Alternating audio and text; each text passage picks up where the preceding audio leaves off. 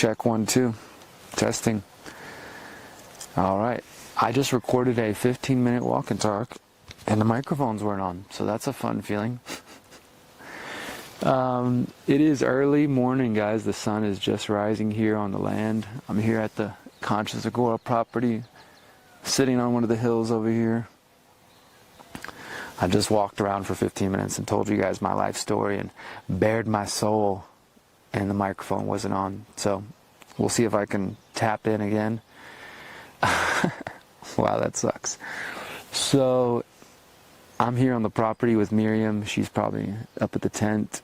And we're here with our teacher slash friend, Sarah Wu. Thank you, Sarah, for coming out here. And we're out here because she's just a bit more experienced in permaculture and community designing and living. And so we wanted like a second opinion on some of the projects and things we're working on, like how to design our master plan and how that's going to really look like where we're going to place our homes. And when I was walking around before, I was showing you guys we've identified some more flat spaces, some more slopes and hills that would be nice to build on. So yeah, I feel good about it. We've been basically in the process of rounding out our membership, trying to get to 8 to 10 members, and we've got 5 people who are part of the community already, 5 households that are part of the community already. And the goal is to get to 8 to 10 by the end of this year, hopefully. And so now we're going to start identifying the home sites and really solidifying that whole piece of everything. And so having Sarah here is a big milestone in that way, and we're just super excited about it. And so we all came here yesterday, we camped last night. It's early in the morning right now. The sun is just starting to come over those trees and over the hills right now. And yeah, I was saying that, you know, it feels good to be able to work on things, to manifest them, to plan, and to put action in it, and then to see them come true. And I'm seeing that on all kinds of fronts, because this is like a good kind of daycation right now, coming here to the land. The land is always healing for me, but I've been working my ass off the last few weeks, really, yeah, like 6 weeks or so, working on the final episode of the Pyramid of Power, and I'm finally done with that. I'll tell you guys more about that in a moment. So it feels good to just put that down and come out here and walk the land. We're going to go walk the land some more this morning with Sarah, show her the rest of it. The first rain started to happen yesterday of the rainy season.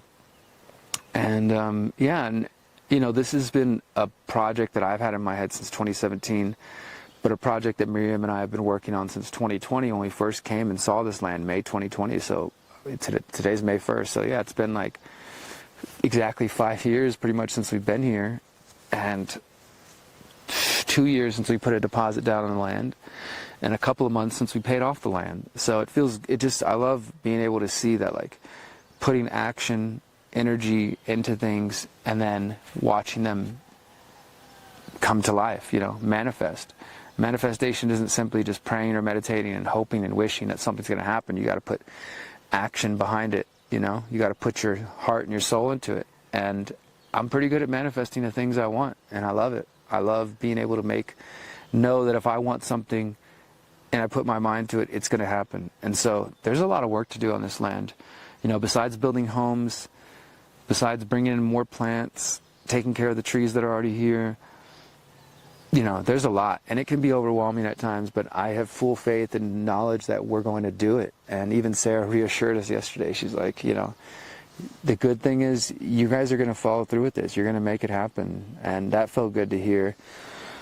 Not that I didn't know that we're going to make it happen, but just that somebody else can see, like, that there is good, positive flow energy here, and that there's no reason we won't make this happen.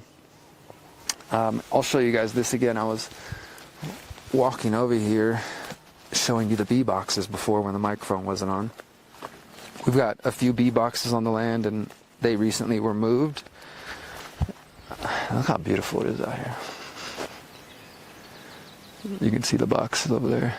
Oh, they were recently moved, and Rigoberto, our neighbor, caretaker of the land, said that the bees are doing better now that they're actually pollinating more of the avocado trees, so that's cool. And yeah, so lots of good progress happening here on this land, good milestones as we move forward and start completing our goals. And like I was saying, it's been a good little break because I've been pretty much since the beginning of March, so at least 6 weeks. Here's the bee boxes. The bees are already waking up, starting to do their thing. You can hear the donkeys, you can hear the roosters, you can hear the water down there, the birds. I love this place. And so yeah, I've been like pretty much heads down at my desk for like 6 weeks just working on the Pyramid of Power. And you know, that project has been another 5-year project along with the Conscious Agora. I started the Pyramid of Power in 2021. It was originally a 2-hour speech I was giving back in 2018, but then it evolved to being a documentary series. And the whole goal of it was to keep it at 30 minutes or less and make it, you know, bingeable for the Netflix generation, and something that you could share with your friends and family that maybe that they would actually watch, you know, instead of trying to get them to watch a 3-hour podcast or something. Just sit down and watch this 30-minute documentary. And we've done that for the majority of the episodes. 16 episodes are out now. And now I finished the 17th. And I've been writing a whole lot. Right now, if we were to produce it as it is, it's about a 2.5-hour episode, maybe even a little longer. So when I get home today and tomorrow, we're going to be trimming it a little bit, trying to trim down the script to make it about an hour, hour and a half, I would say. It's a little bit more reasonable for what we're aiming for. And it's funny because online I've been sharing that and people have been saying, Derrick, don't cut it, give us the full director's edition, director's cut, don't trim anything, we want all the info. And I appreciate that and I get that. But I have to consider my editor's time, also our budget, which is all crowdfunded budget. So thanks to everybody who donated the $11,000 something, $12,000 that we raised. Because of you, I'm even able to pay my editor. And we are still trying to keep it to 90 minutes, an hour to 90 minutes. So we're going to be going through the script, trying to trim it down to get it to that time length. But don't worry, you're not going to lose anything, because the entire script for all the episodes is going to be turned into a companion book, the Pyramid of Power book. Because once we're done and we release the 17th episode, we're going to release DVDs, USBs, and this companion book, which will take all the scripts and format them so they, you know, they fit to be read like a book, and then release all that later this year. So even whatever we trim down from the actual 17th episode, all of my research will be in the actual book that you can pick up later this year. And trust me, we're not trimming anything that's super important. I went really, really deep in some of these areas, maybe unnecessarily so. It's a bad problem I have. So we're going to make sure that nothing that is cut is essential and you won't be losing anything. And of course, I'm also going to be trying to keep my best research, which I think I've done a pretty good job finding some really interesting details for this 17th episode and answering the question of who or what is at the top of the pyramid. And yeah, so Steph and I are going to be trimming it down to try to get it to a reasonable length, and that will hopefully come out. You know, it's May 1st right now, so I'm going to be recording the audio this weekend after we trim it down a little bit. And the audio recording is so tedious, I really hate it.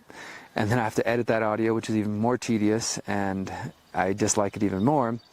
But it's the 17th one, it's the last one, I'm almost done, so I can deal with it. And then I'm going to send it to Steph, and then he'll be working on it all of May, all of June. I don't want to put any pressure on you, Steph, but hopefully we can have it by midsummer, July. That would be awesome. I'm thinking about doing a big premiere in Houston, Texas, where I'm originally from, so I'll keep you guys posted on if we do that. You know, it'll be a thing, if you want to fly out, drive out, we're going to rent out a little theater. I'll give a presentation on the whole series, and then we'll watch the premiere of this final episode of the Pyramid of Power.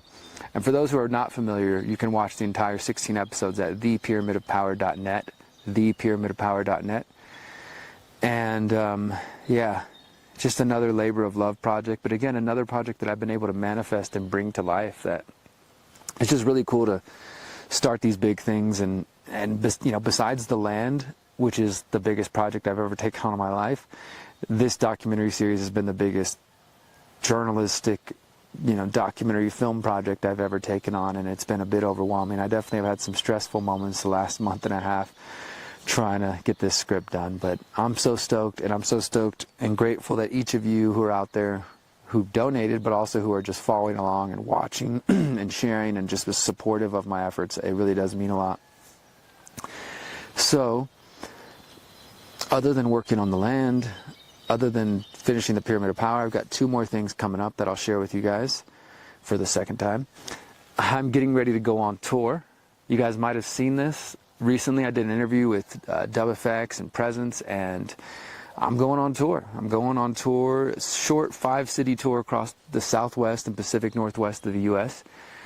What do I mean by going on tour? I mean my alter ego, 33, my conscious hip-hop music. I'm going on tour with these gentlemen. We're going to Denver, Salt Lake City, Aztec, New Mexico for Rise and Vibes Festival, Seattle, and Portland. And you can find all the dates and the tickets at dubfx.com. And this is really just another part of the, I guess the theme today is manifestation, because this is another manifestation of mine. I've only been making music under the name 33 for 7 years, and I'll just get it out of the way. I'm not a Freemason. I'm not a 33rd degree, 32nd degree, anything degree. I've never even been inside a Mason lodge or anything like that. But I'm also not afraid of numbers. 33, it might have some meaning to them. Some of you think it's satanic. Some people say it's an angel number. It's a master number. All I know is that when I turned 33, a lot of things started happening. My birth father, Troy Broze, died of a drug overdose. And then I found hip-hop to like kind of heal to. You know, I started just writing these poems, and I'd have these beats on in the background. I just started flowing to it, and then eventually it kind of evolved into what I now call 33. So 33 for me is like healing, it's growth, it's transformation, it's transmutation, it's taking that pain and turning it into something greater. And yeah, I mean, I've only been making the music for 7 years, and this is still the beginning. I still plan to keep going, but it's cool to be 7 years in. I've released a full album, I've released 2 EPs, and I do think my music's continuing to evolve and get better. And now I'm getting to go on tour with my friend and inspiration, Presence, and then Dub FX, who's been a big, musical influence, and just somebody I loved his music and his message since 2011. And now he's becoming a friend, and we're getting to go on the road together. I mean, I couldn't be more excited. So if you guys are interested, you can get tickets and see the dates and everything at dubfx.com, dubfx, just the letters FX. And yeah, if you're a fan of my journalism, my other work, and you also like music with a message, and you want to come dance, hang out, and talk, chill, come meet us at these shows. I'm also going to be doing a few podcasts on the road, so you'll see those coming out when I'm on the road in May.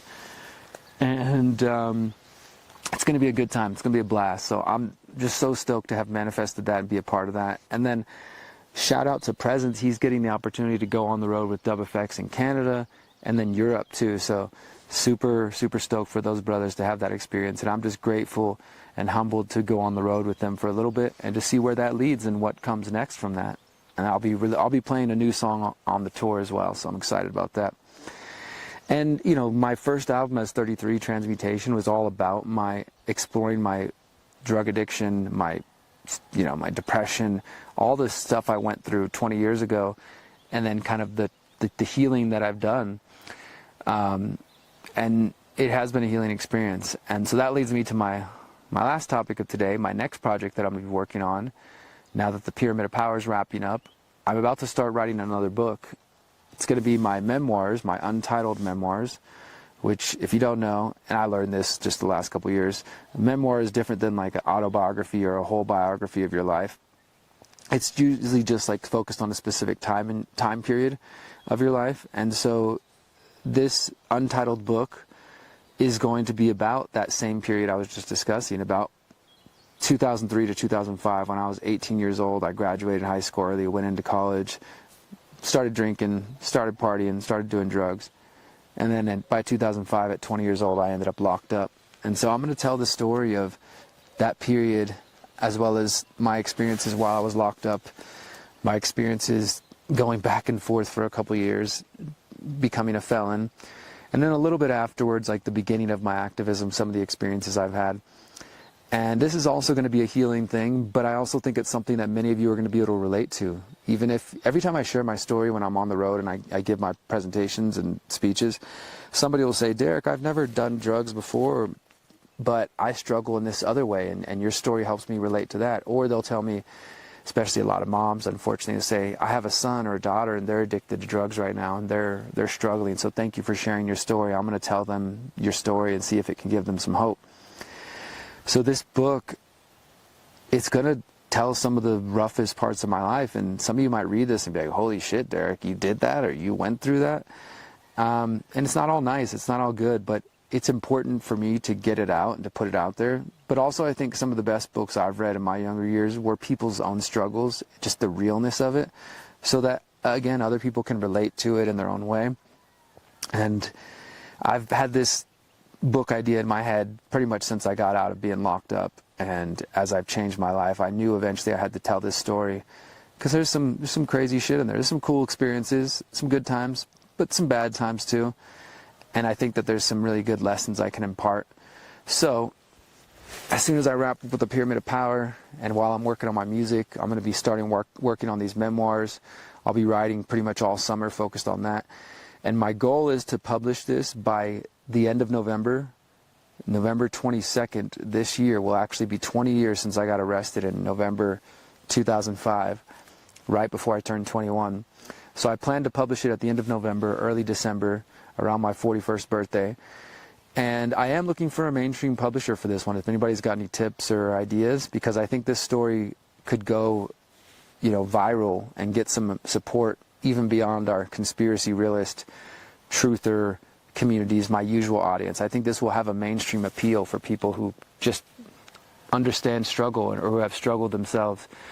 So if you've got any ideas on that, let me know.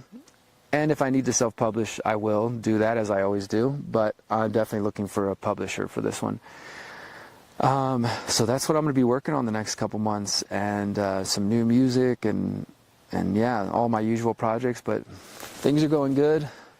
I'm out here on this beautiful land. The sunrise has just happened while I've been walking around here and talking. The land is moving forward. The Pyramid of Power is coming to a close. I'm getting ready to go on tour, and then I'm going to start working on my next book. I'm going to keep writing articles, keep doing my part to awaken humanity, to awaken myself, to heal myself, and I don't know. I'm just feeling good out here on this land right now, guys, so I think I'm going to go ahead and close it here right now. Thanks for listening to me rant and share what I've got going on. I appreciate everybody who supports my work on a monthly basis, or donates from time to time, or just shares in my articles, or shares my documentaries and stuff. I couldn't do it without you, so thank you. Until next time, remember, you are powerful, you are beautiful, and you are free.